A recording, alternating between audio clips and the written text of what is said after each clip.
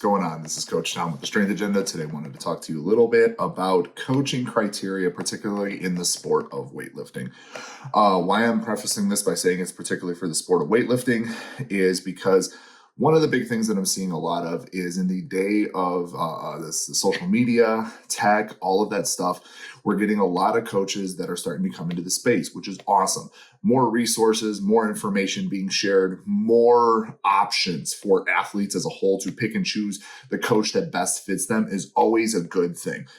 But just like with everything else that happens in the fitness industry, you're going to get those individuals who are going to come in and they're not necessarily going to be in it for the right reasons or in it for the long haul or any of those things. And they kind of need to get weeded out. So this is me creating a little bit of a criteria list for you to be able to weed out some of those individuals so you get closer to finding the coach that is the better fit for you. Now, keep in mind, this is just my list. These are minimums for me in particular in terms of things that you should be asking that coach in terms of how they operate with their athletes and stuff like that. And if they don't want to answer these questions or they refuse to answer these questions, that's usually a red flag that they're not a good fit for you. But let's go ahead and get into it. First and foremost, we're going to talk about qualifications. Now, again, this is me being biased. But I have been in the sport of weightlifting since 2008. I have been coaching since 2012. So it's just one of those situations where this is just a culmination of my experience and what I have seen work best. But minimum qualification wise, you need to have your USAW level 1. A lot of people like to rag on the way the old USAW level 1 was, but I teach the level 1 courses now. We have a very good educational program behind all of the USAW, the level 1 and the level 2 courses. But the level 1 course is a phenomenal tool for any coach learning to have. The whole premise of the course is to teach you how to be better at teaching anybody that comes into your facility or into your program the basics of the snatch and the clean and jerk. So at the very minimum, if they do not have their USAW level 1, definitely would question why they don't have that. I don't know anything about the CrossFit weightlifting course. I know about the old CrossFit level 1. In my opinion, it doesn't pales in comparison to the USAW level 1. When it comes to the sport of weightlifting, the USAW level 1 is the best criteria to have if you want to be becoming a weightlifting coach.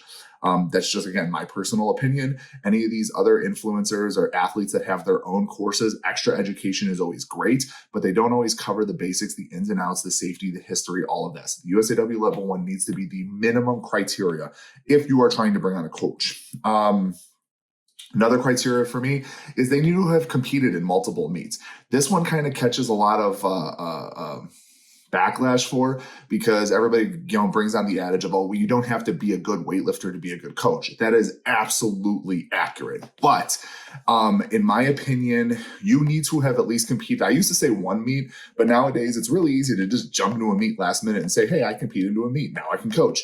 But I feel like a coach that has competed in multiple competitions, preferably competed at either one of the AO series competitions, AO finals, nationals. Those aren't necessarily required, but they're definitely preferred in my opinion when I'd be looking for a coach.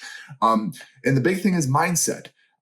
Everybody can read all the books they want on weightlifting. They can watch all the YouTube videos they want. But unless you have been in the thick of a competition prep, and for those of you who are listening to this, you know exactly what I'm talking about. If you haven't been in the thick of a competition prep and aren't able to help your athletes mentally get over a hump or a low spot that they're dealing with because you've been there yourself, you're going to have a very hard time relating to those athletes. You can regurgitate all of the, catchy phrases and have all the, positive reinforcement and the rah-rah speeches you want. But if you've never been there yourself, you're going to have a very hard time relating to those athletes and helping them get through those points to the finish line, which is at the end of the day, the competition. So I feel like being able to have done a couple of competitions, preferably a national event, whether it's the series, the finals, or a nationals in particular, I think that's a huge help in terms of being a good coach.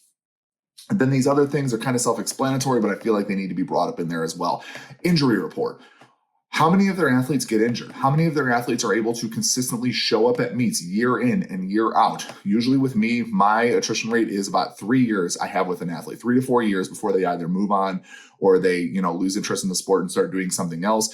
Looking at that 3 to 4 year span, how many times were they out of action because they were injured?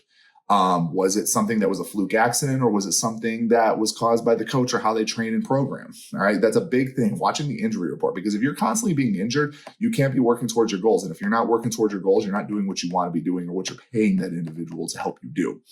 The next thing is, everybody loves the top end of their client rosters. They're Olympians or they're potential Olympians or world athletes and all that stuff. But look at the middle and the bottom ends of their rosters. How do those athletes progress? Do they get the same time and energy that the top end athletes get? You can ask flat out, like, hey, is it cool if I talk to some of your athletes? Or just go on their social media page. Hopefully, if they're not just posting the same 4 or 5 athletes all the time and they're giving you a wide variety of the athletes, reach out to those athletes and ask how they feel about the experience and the time and the attention to the goals and how they're proceeding in terms of accomplishing those goals. I think that's okay for somebody looking for a new coach to reach out to and ask.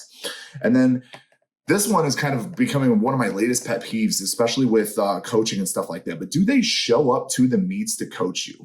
And I'm sorry, but if you live in the same state as the athletes that you're coaching and you refuse to show up to a local meet, and you're either doing it through video chat or watching the live stream and texting them things, you're a lazy coach. And I'm sorry if that hurts your feelings, but it is what it is. You're not an actual weightlifting coach. You're just trying to collect a quick paycheck without doing the minimal amount of work. So at the bare minimum, if they live in the same state as you or in the same town, and they need to show up to the local competitions. But on a bigger scale, if you know you have athletes that are going to be competing at Masters Nationals or AO Series or AO Finals, like any of those other meets that I've mentioned, and you're not planning on showing up to those competitions to coach the athletes, that's a big red flag to me. I will be honest, there have been competitions that I haven't been able to show up at for one reason or another, but I let my athletes know well in advance that I'm not going to be at that event. And I also find them somebody to work with that I trust and I know is going to do a good job of taking care of those athletes. And I also offer to compensate those individuals for doing such work. I don't just randomly send my athlete to a competition and expect somebody to step in and help them or expect them to find it. They've got enough stresses about getting ready for the competition on their own. They don't need that added on top of it. So if the coach doesn't travel, period, in particular to the big events, that is a red flag for me, and that is something you need to take into consideration. So to kind of just review all this again, this is just, again, my main criteria for being a weightlifting coach in the sport of Olympic weightlifting is you need to have your USAW level 1, okay? You need to have competed in multiple competitions, preferably one of the national level events that USAW puts on. There are a ton of them. What is their injury report like? Are people always getting injured and hurt and things along those lines and not able to train on a consistent basis?